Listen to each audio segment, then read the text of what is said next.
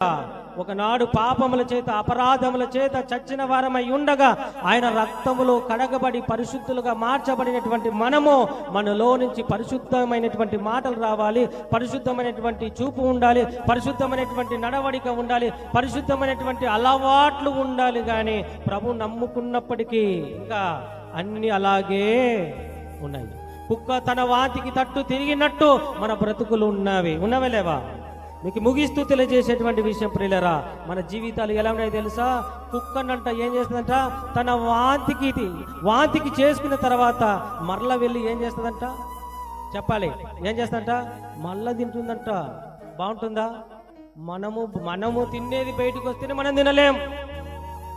అందుకే చెప్తున్నాడు, కుక్క తన వాంతికి తట్టు తిరిగినట్టు మన బ్రతుకులు ఉన్నవి అని చెప్తున్నాడు. పిల్లరా ఉన్నవే. రోజు బాప్తీసం తీసుకున్నటువంటి రోజు మనం తీసుకున్నటువంటి తీర్మానాలు ఎలాగున్నాయి? పాపము చెయ్యము, లోకానుసారంగా బ్రతకము, దేవుడు చెప్పినటువంటి మాటలకు లోబడతాము, దేవుని మందిరాన్ని విడవము, దేవుని మందిరంలో ఒక సభ్యత కలిగి జీవిస్తాము, కార్యక్రమాలు అన్నింటిలో సహకరిస్తాము అని తీర్మానాలు చేసుకున్నారా లేదా? త్వరగా ముగిస్తున్నాను. తీసుకున్నావు లేదా? ఆ తీర్మానాలు, ఆ ప్రమాణాలు మీకు జ్ఞాపకం ఉన్నవా? ఆ ప్రమాణాలను నెరవేరుస్తున్నామో ఒకసారి ఆలోచన చేయండి. ఏ పాపానైతే వదిలిపెట్టామో, ఏ బూతులనైతే వదిలిపెట్టామో, ఏ సినిమాలనైతే వదిలిపెట్టామో, ఏ సీరియల్ వద్దని వదిలిపెట్టామో, మళ్ళా వాటి వైపే వెళ్ళిపోయామా లేదా?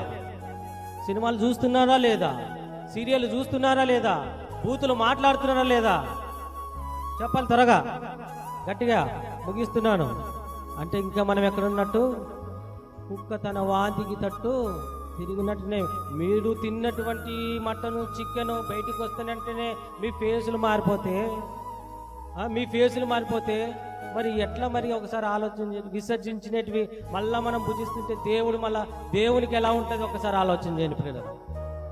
మనము పరిశుద్ధంగా, నీతిగా, నిజాయితీగా, యథార్థంగా, నిష్కలంకంగా దేవుడు బ్రతకాలనేటువంటి ఉద్దేశంతోనే ప్రతిరోజు దేవుడు ఆయుష్కాలను పెంచుతూ వెళ్ళిపోతున్నాడు. మనం ఏదో భక్తి పర్ణము, నీతిమంతులమని కాదు, కానీ మన బ్రతుకును మార్చుకోవడానికే మరి యొక్క రోజును, మరి యొక్క నెలను, మరి యొక్క సంవత్సరాన్ని దేవుడు అనుగ్రహిస్తున్నాడు. పిల్లరా, ఒక రోజుకి ఎటువంటి రోగాలు లేకుండా, బాగా వినండి, ఎటువంటి రోగాలు లేకుండా, ఎలాంటి ప్రమాదాలకు గురి కాకుండా, మంచి ఆరోగ్యంగా ఉన్న, మంచి పర్సనాలిటీ ఉన్న, రాత్రి పడుకున్నటువంటి వాళ్ళు ఉదయం లేచే లోపు ఒక రోజుకి ఎంతమంది చనిపోతారు తెలుసా మీకు? ఎంతమంది తెలుసా? రోగాలు లేవు, ప్రమాదాలు లేవు, ఏవి లేవు, అయినప్పటికీ 29,000 మంది చచ్చిపోతారంట ఒక రోజుకి. బాగా వినండి, 29,000 మంది, సుమారుగా ఒక 30,000 మంది ఒక రోజుకి చనిపోతున్నారంట. రోగాలు లేవు, ప్రమాదాలు లేవు, ఏమి సంభవించకపోయినా మనిషి పడుకున్నట్టుగానే చనిపోతున్నాడంట ప్రియులారా. ఆ 30,000లో నువ్వు లేవు, నేను లేను, ఉన్నామా? కానీ ఏదో ఒక రోజు ప్రమాదాలు లేకపోయినా, రోగాలు లేకపోయినా మనం కూడా అలా చనిపోయేటువంటి పరిస్థితులు రాబోతున్నాయి.